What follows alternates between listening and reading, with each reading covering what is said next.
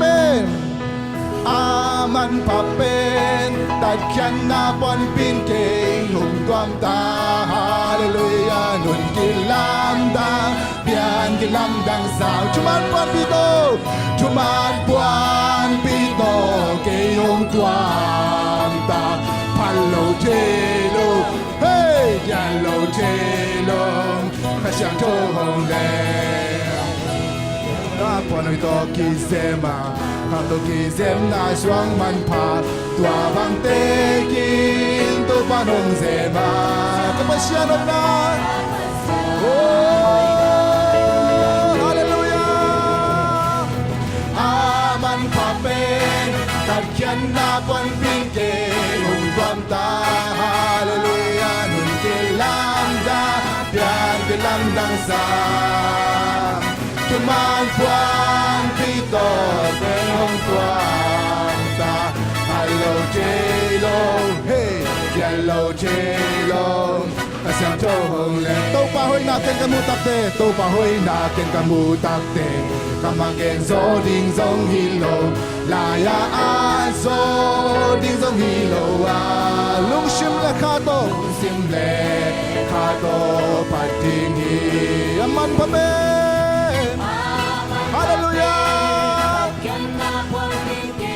Hùng tuam ta Hallelujah Nun kilam dang Pian kilam dang sa Kuman puan pito Kay hùng tuam ta Palo J-Lo Hey Yellow J-Lo Kasyang cho hùng let Thang siya na thang sa pay Te thang sa panin Akika kya basa bangin Lamin diangin to pamin Kapat chay tam Kamo nating humay sa Kanan nating zuhong damsan Lamil yal kaom chay tahong ito pamaya To pang kakita na lumlem To pang kakita na lumlem Kamun kimanway na hitam Amma lutuleng kalang pinuam sem-sem tam Amma kutin kay hong lena Wan huay takin hong tema Tau pa ine ite so nahi Hallelujah Kang siya te kang sa panin Nakikakya sa bangin Lamil yarin tau pa min kapat cita Amo nating humay sa kanan nating Zulong damsa Lamil yal kaong kita hong ikaw pamaya Sinalim guang chuk sumlong Sinalim guang chuk sinangong Kano kang galaw kay dingi Nambo tunay na diyang Tinong lumang sa Tagal kayong namaya Sa buhay painan ng luita Tau pa inay beso nahi Nang siyate kang sa panin Ang ikakyal sa bangin Lamil yarin tau pa min kapat cita Hallelujah Kamo nating humay sa Kanan natin sa mong dansa Lamil yar kaong cita Hong ito pamaya Tang siya te tang sa panin Nakikakya sa bangin Lahil yarin to pamin kapat cita Hallelujah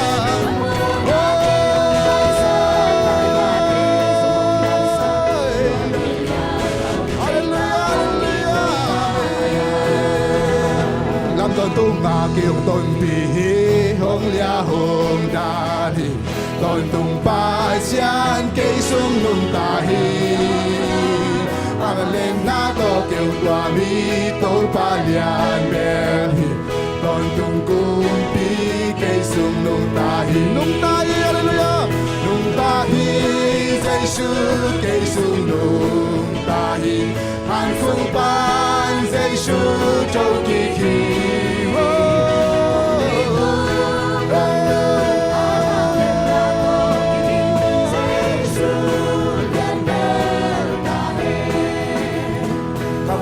Kem tiêu mai sa dấu cây hông so xiang dấu Hãy su liam ma hangin ka đam dấu Giê-xu son ca là hàng hào dấu kéo tao nghề nó lùng để tình chi khi dây su đồng tình sâu nung ta hi dây su người sung nung ta hi rằng sung pan dây su trâu kỳ kỳ cùng biết tôi con tương à bang lên na to kỳ đinh dây su liền bè ta hè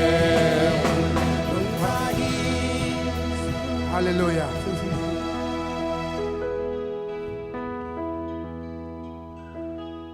Nung ta hi Giêsu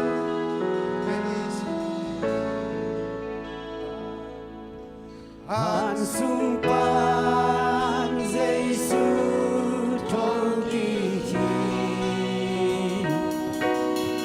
cùng bi tôi không tung a vang lên na to kỳ thi Giêsu liền bên ta hè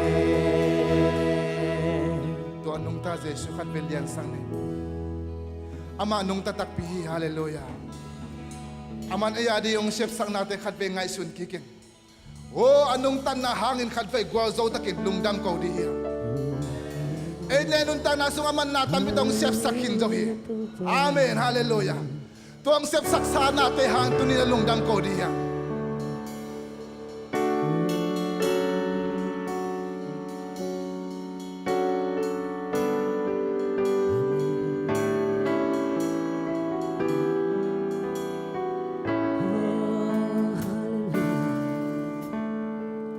Hallelujah, to pa, nangalyan ito pa.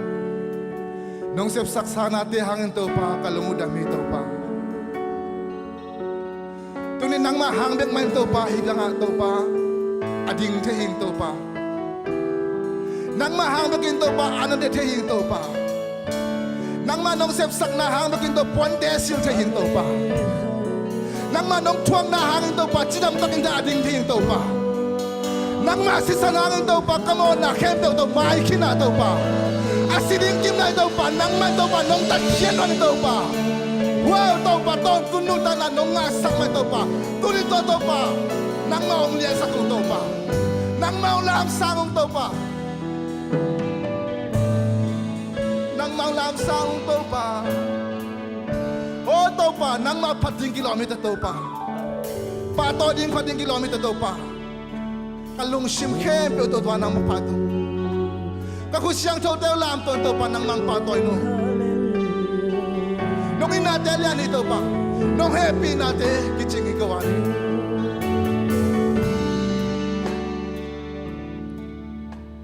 Giêsu ahoy pento pa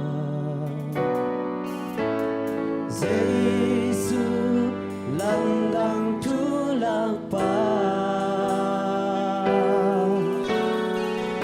min khem pel sangin min liang zo kong pia uhi ko to hong ko lam dang hi Giêsu ahoy pel to pa Giêsu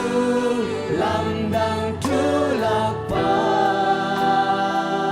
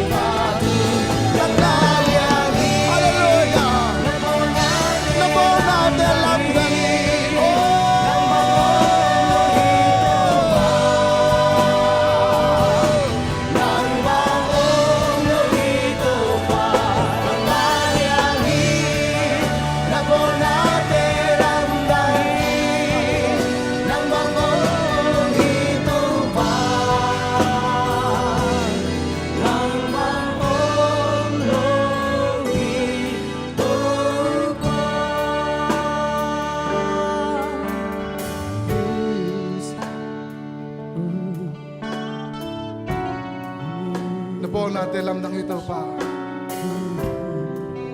Kasip natin ang lamdang ito pa. Tu alam dang natin hangin to pa tulising sang nang mang patoy sakit. Hallelujah.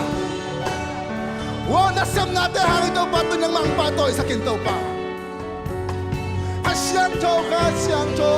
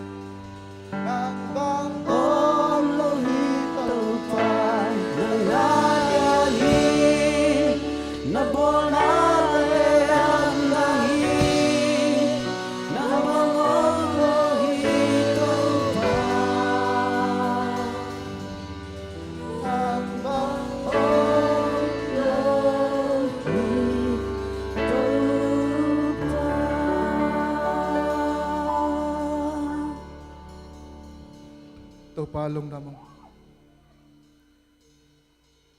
Palong namong pa. Kalong simtong pa nito pa nang matungalong namong ko ito pa. Kalong simtong pa nung to pa nang makiangalong namong kong to pa.